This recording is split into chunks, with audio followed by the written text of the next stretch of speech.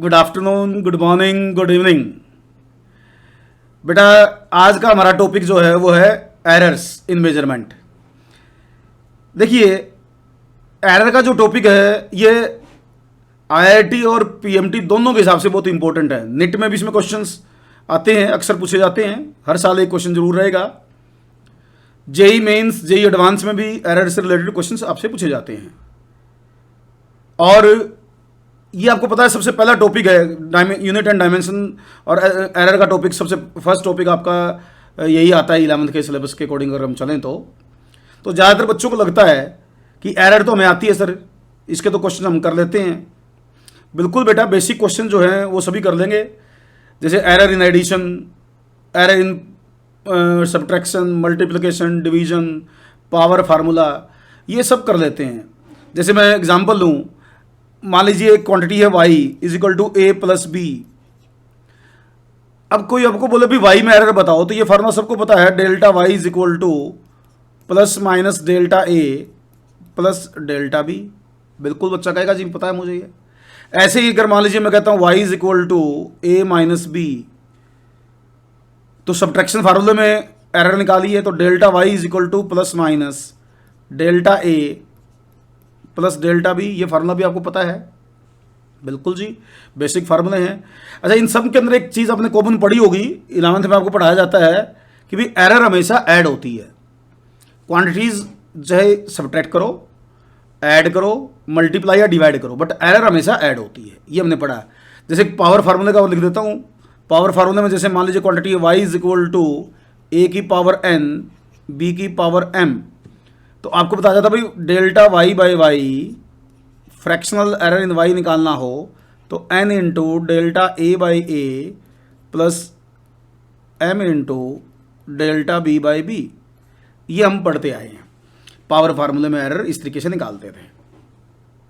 अच्छा, एक चीज़ ये बताई जाती थी कि भी किसी भी फार्मूले में जिस क्वांटिटी की पावर सबसे ज़्यादा हो उसके ऊपर हमें स्पेशल ध्यान देना चाहिए कि उसमें एरर कम से कम रहे, क्योंकि अगर किसी क्वांटिटी की पावर ज़्यादा है, अगर उसके खुद में भी एरर ज़्यादा आ गई तो उसके कारण रिजल्ट में एरर ज़्यादा आती थी, क्योंकि उसकी पावर को मल्टीप्लाई करना होता है। तो ये सब चीज़ें हमने बेसिक लेवल पर पढ़ी हुई हैं। आज का जो मेरा लेक्चर है, इन क्वेश्चंस को तो मैं डील करूँगा ही करूँगा।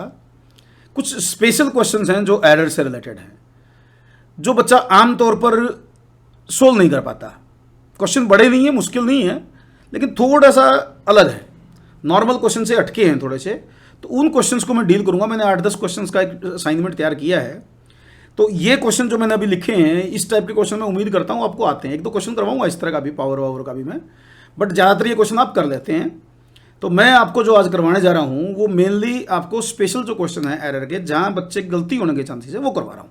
तो चलिए नेक्स्ट क्वेश्चंस पर आते हैं, हम अपने जो हमने डील करने हैं उनके ऊपर आता हूँ, वो करवाता हूँ बेटे आपको। ये हम करेंगे। जैसे पहला क्वेश्चन है बेटा, अब ये क्वेश्चन आप कहेंगे जी तो हमें आता है जी, अभी तो आपने बताया है सब्ट्रैक्शन वाला फार्मूला। बिल्कुल बेटा, सब्ट्रैक्शन वाला फार्मूला आपको आता है। जैसे इसमें मैं बताऊंगा तो, लेकिन थोड़ा सा ना इसमें क्वेश्चन को चेंज कर रखा है हमने। क्या चेंज है वो देखो, इसमें हमें ए और बी की ना परसेंटेज एरर दे रखी है, परसेंटेज एरर, और हमें y की परसेंटेज एरर निकालनी है। तो y की परसेंटेज एरर का मतलब हमें आंसर इस चीज का चाहिए, delta y by y into 100, इसका आंसर चाहिए। तो इसका मतलब कहीं ना कहीं हमें पहले डेल्टा y निकालना पड़ेगा, फिर हमें आगे देखना है। तो भाई डेल्टा y निकालने के लिए डेल्टा a और डेल्टा b निकालना पड़ेगा। तो देखो हमारे को दे के रखा है delta a by a that is 2/100, ये दे रखा है। ऐसे delta b by b 3/100, percentage से मैंने ये बना दिया।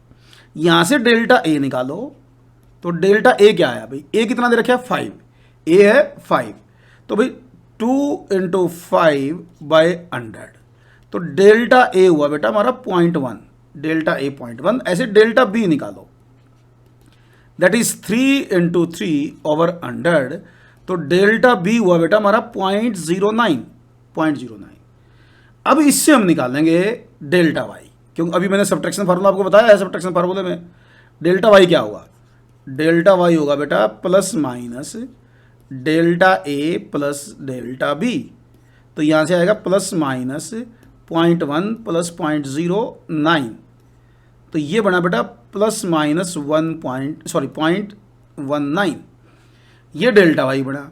अब वाई की वैल्यू निकालो बेटा, वाई की वैल्यू देखोगे तो वो बना बेटा अपना अकॉर्डिंग टू द स्टेटमेंट 5 - 3 2। अब डेल्टा वाई बाय वाई निकालना, मेरा काम है डेल्टा वाई बाय वाई निकालना। थोड़ी सी मैं स्पेस बना लेता हूँ भाई, मिटा लेता हूँ चीज़ों को। डेल्टा वाई बाय वाई की वैल्यू निकाल लूँगा मैं।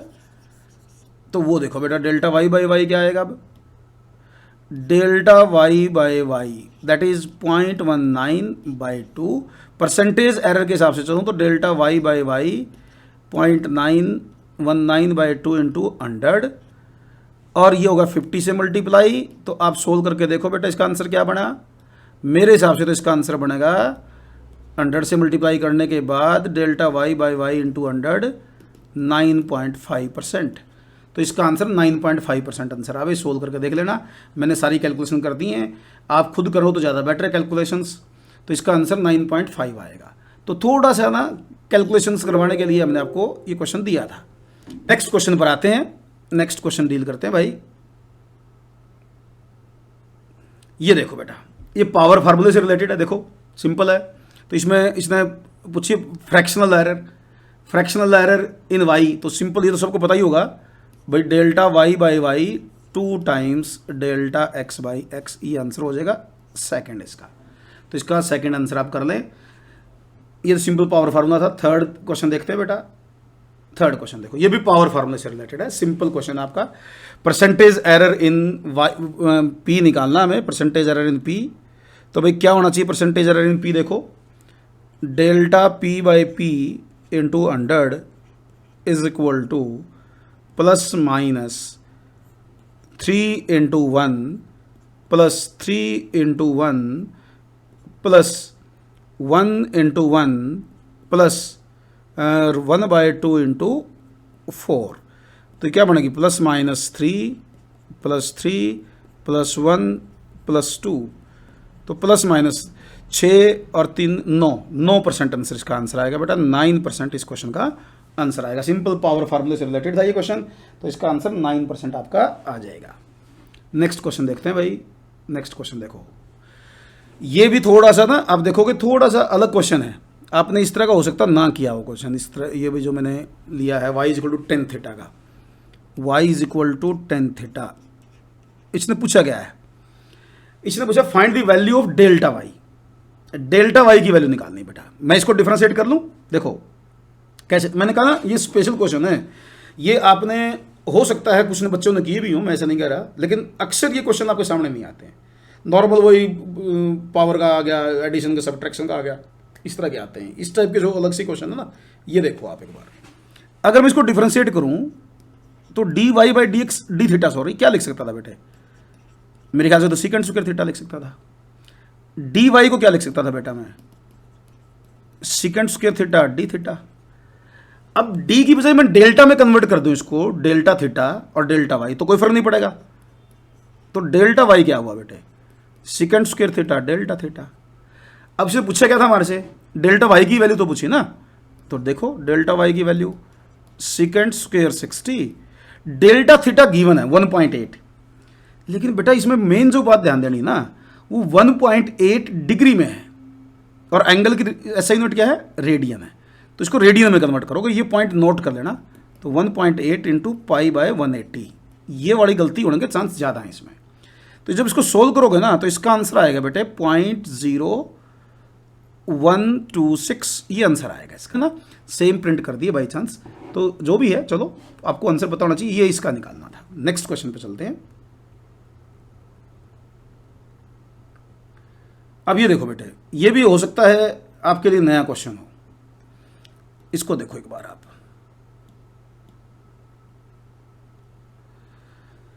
इसमें क्या कर रहा है ये कह रहा है if y is equal to log x, y is equal to log x, find the and percentage error in x is 5%। आपको वैल्यू किसकी दे रखी है, डेल्टा x बाई एक्स हो गया 5/100, ये वैल्यू दे दी बेटा इसने।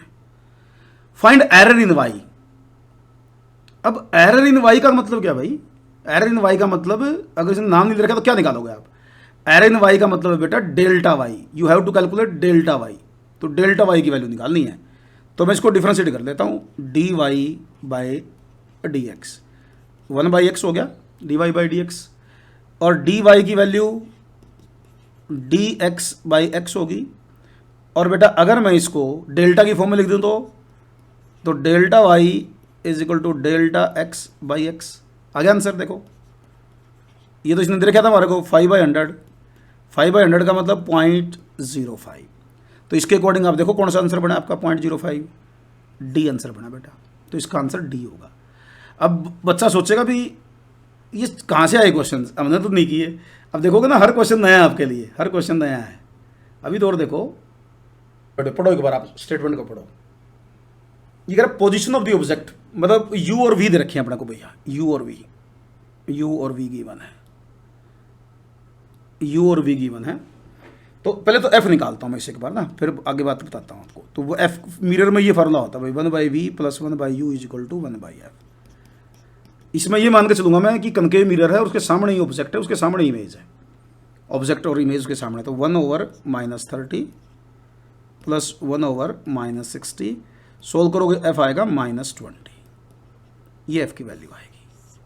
मेन एफ नहीं है बेटा इसमें, मेन है एफ की एरर।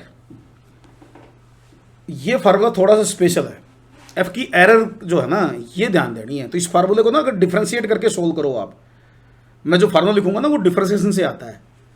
अब मैं तो डायरेक्ट फार्मूला लिखूंगा क्योंकि इस टाइम मैं तो क्रैश कोर्स में पढ़ा रहा हूँ, ये मान के चलता हूँ भाई बच्चों ने सारी चीज़ें पढ़ रखी हैं। तो अगर मैं इसको डिफ्रेंशिएट करके फार्मूला बनाता हूँ ना, तो इसका फार्मूला बनता है बेटा delta f by f square is equal to delta u by u square plus delta v by v square, plus minus तो जो आएगा ही आएगा। ये इसका फार्मूला बनता है। अब इसमें वैल्यू करके डेल्टा एफ निकालोगे पहले आप, डेल्टा एफ, तो डेल्टा एफ 20 का square is equal to delta u दे रखे बेटे, इसने दे रखा है 0.3/3, तो 0.3/30 का स्क्वायर प्लस वेलोसिटी में कितना दे रखे इसने 0.6/6, तो 60 का स्क्वायर। यहां से डेल्टा एफ निकालोगे आप। लेकिन देखो इसको सोल्व करके जब डेल्टा एफ निकालोगे ना, स्क्वायर है ये भाई, तो अभी आंसर नहीं आया। इसके बाद आपने करना क्या है, डेल्टा एफ बाई एफ × 100, इसका आंसर निकालना भाई। आंसर आता है इसका, ये चेक कर लेना 1% आपका आया है नहीं आया, तो कैलकुलेशन करनी है। लेकिन इसमें ये जो फार्मूला मैंने बताया ना, ये नोट करने वाला है भाई, ये वाला फार्मूला इसका नोट कर लो ध्यान से। इस तरह के फार्मूले के लिए आपको एरर निकालनी है तो इससे निकलेगी भाई।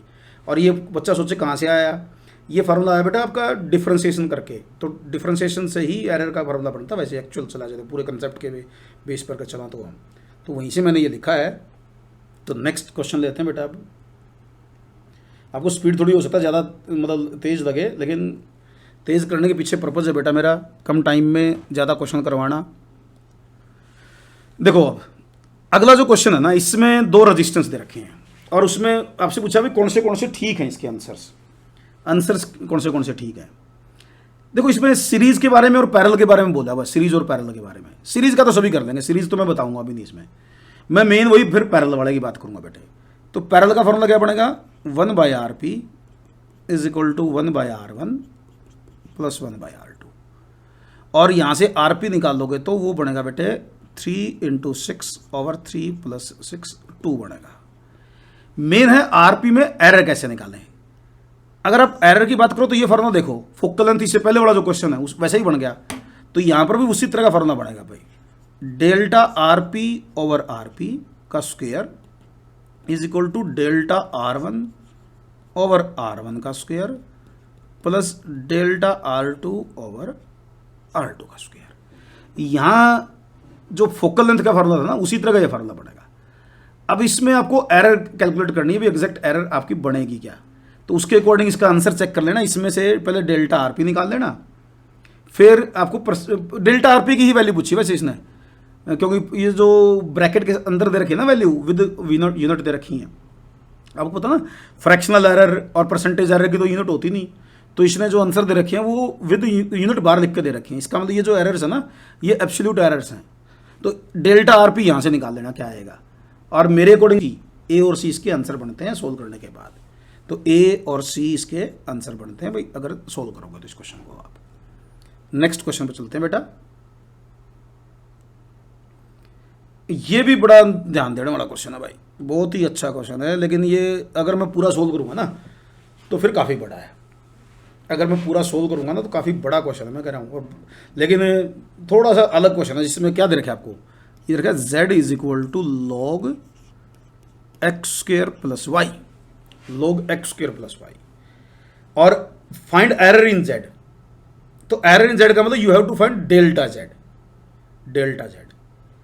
तो बेटा इसको अगर मैं सोल्व करूंगा तो डिफरेंशिएशन से सोल्व होगा यो, लेकिन डिफरेंशिएशन काफ़ी बड़ा है, तो मैं इसका डायरेक्ट फार्मूला लिख रहा हूँ। मैं ये सजेस्ट करूँगा कि आप वो फार्मूला ध्यान कर रहे हैं इस पर्टिकुलर क्वेश्चन का। याद करना आसान है, अभी बता लिखूंगा तो आपको याद हो जाएगा वो।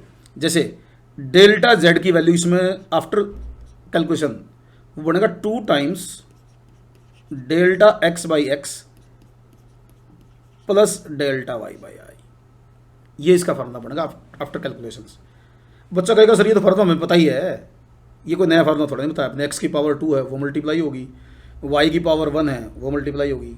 बच्चा सोचेगा वही तो फार्मूला है, लेकिन ध्यान देने वाली बात है ये वो फार्मूला नहीं है। देखो एक बार ध्यान से, जो आपने पढ़ा ना उसमें डेल्टा z बाई जेड आता है, उसमें क्या आता है डेल्टा z बाई जेड, और ये फार्मूला क्या है डेल्टा z का फार्मूला ही है, डेल्टा z बाई जेड का नहीं है। तो ये फार्मूला डेल्टा z का है, ठीक है। याद करने के हिसाब से सोचो तो वैसा ही फार्मूला है जो आपने पढ़ा हुआ है, लेकिन ये भी ध्यान रखना कि इसमें डेल्टा z की वैल्यू आएगी इस पर्टिकुलर केस में।